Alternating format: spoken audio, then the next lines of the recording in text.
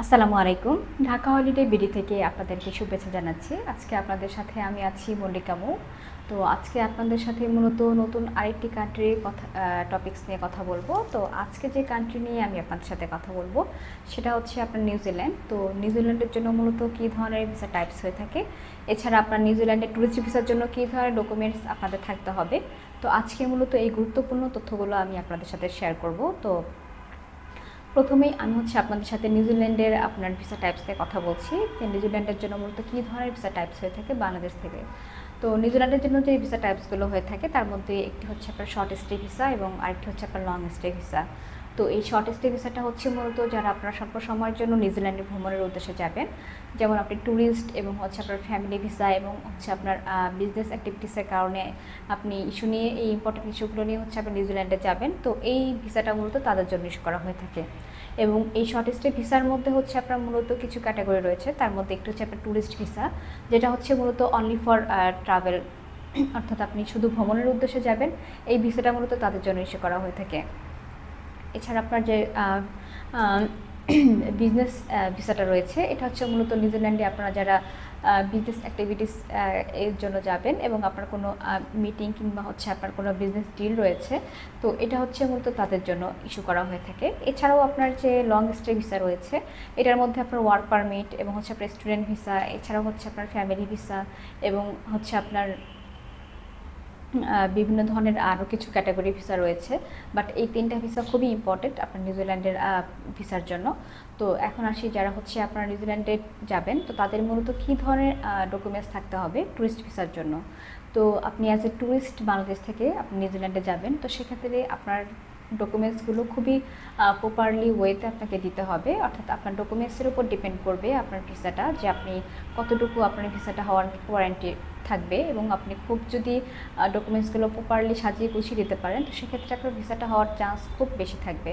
তো এক্ষেত্রে আপনার যে ডকুমেন্টসগুলো থাকতে হবে, যেগুলো খুবই ইম্পর্টেন্ট, তো যেহেতু আমাদের ভিসা রিকোয়ারমেন্ট অনুযায়ী আমাদের ডকুমেন্টসগুলো আলাদা আলাদা হয়ে থাকে, তো সেক্ষেত্রে আপনারা যারা বাংলাদেশ থেকে জব প্রফেশনে আছেন, তো সেক্ষেত্রে আপনার ডকুমেন্টসগুলো যেগুলো লাগবে সেগুলোর মধ্যে প্রথমটি হচ্ছে আপনার একটি পাসপোর্ট, যেটা আপনার প্রত্যেকটি ভিসার জন্য খুবই গুরুত্বপূর্ণ। তো এই পাসপোর্টটা অবশ্যই আপনার 1 বছর মেয়াদি হতে হবে এবং অবশ্যই আপনাকে 2 কপি ছবি দিতে হবে, যেটা হচ্ছে আপনি সদ্য 2 থেকে 3 মাসের মধ্যে তুলেছেন, এবং হচ্ছে একটি এনআইডি কার্ড।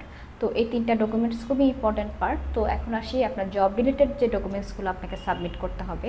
তো জবের জন্য মূলত হচ্ছে আপনাকে একটি এনওসি দিতে হবে, এছাড়া হচ্ছে আপনার একটি ভিজিটিং কার্ড এবং হচ্ছে আপনার আইডি কার্ড এবং একটি স্যালারি সার্টিফিকেট। এই কয়টা জিনিস খুবই গুরুত্বপূর্ণ আপনার ট্যুরিস্ট ভিসার জন্য।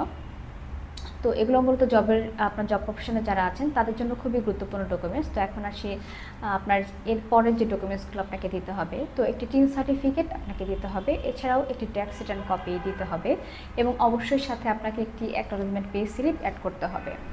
তো এই ডকুমেন্টসগুলো মূলত হচ্ছে আপনার খুবই গুরুত্বপূর্ণ ডকুমেন্টস। তো আপনার একটি ফিনান্সিয়াল স্টেটমেন্ট আপনাকে দেখাতে হবে, অর্থাৎ আপনার ফিনান্সিয়াল ব্যাকগ্রাউন্ড যেটা হচ্ছে আপনার ব্যাঙ্ক স্টেটমেন্ট, যেটা আপনার অবশ্যই সেভিংস অ্যাকাউন্টের লাস্ট 6 মান্থের কপি আপনাকে দিতে হবে এবং সাথে অবশ্যই একটি সলভেন্সি সার্টিফিকেট আপনাকে দেখাতে হবে।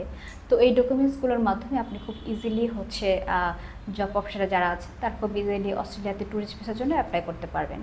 তো এখন আসি যারা বাংলাদেশ থেকে বিজনেস প্রফেশনে আছেন, তো সেক্ষেত্রে আপনার যে ডকুমেন্টসগুলো দিতে হবে সেগুলোর মধ্যে প্রথমটি হচ্ছে আপনার একটি বিজনেসের ট্রেড লাইসেন্স কপি দিতে হবে, যেটা অবশ্যই আপনার সাথে আপনার এই ট্রেড লাইসেন্স কপিটা ইংরেজিতে নোটারাইজ করে দিতে হবে।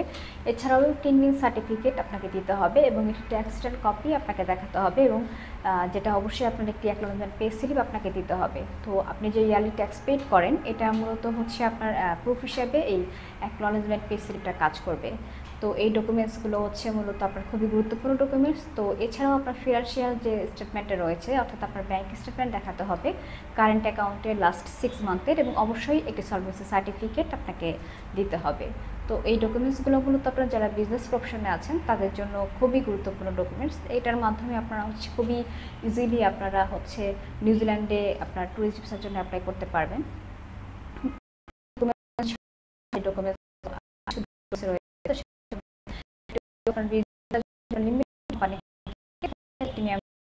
দিতে হবে। আপনি ভিজিট করে থাকে, তো সেক্ষেত্রে একটি ট্রাভেল হিস্ট্রি আপনি দিতে পারেন এবং হচ্ছে আপনার ইনভিটেশন তো ইনভাইটেশন লেটারটা হচ্ছে মূলত প্রত্যেকটি ভিসার জন্য খুবই গুরুত্বপূর্ণ ডকুমেন্টস। তো এই ডকুমেন্টসগুলোর মাধ্যমে আপনারা খুব ইজিলি নিউজিল্যান্ডের ট্যুরিস্ট ভিসার জন্য অ্যাপ্লাই করতে পারবেন। তো ভিউয়ার্স, আমরা ঢাকা হলিডে বিডি থেকে হচ্ছে মূলত আপনার এয়ার টিকেটিং, হোটেল বুকিং, হচ্ছে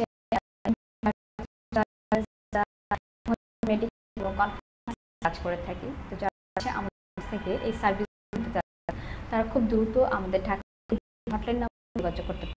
এছাড়া গুরুত্বপূর্ণ তথ্যগুলো জানতে পারেন। এবং যেটা ইম্পর্টেন্ট সেটা হচ্ছে একটি ইউটিউব চ্যানেল রয়েছে। তো আমাদের এই ইউটিউব চ্যানেলে টুরিস্ট ভিসা রিলেটেড অনেকগুলো ভিডিও রয়েছে, যা আছে টুরিস্ট রিলেটেড সম্পর্কে যাচ্ছেন তারা অবশ্যই ঢাকা হলিডে ইউটিউব সাবস্ক্রাইব করবেন এবং নেক্সট এপিসোড দেখার জন্য আপনাদেরকে আমন্ত্রণ রইল। ধন্যবাদ।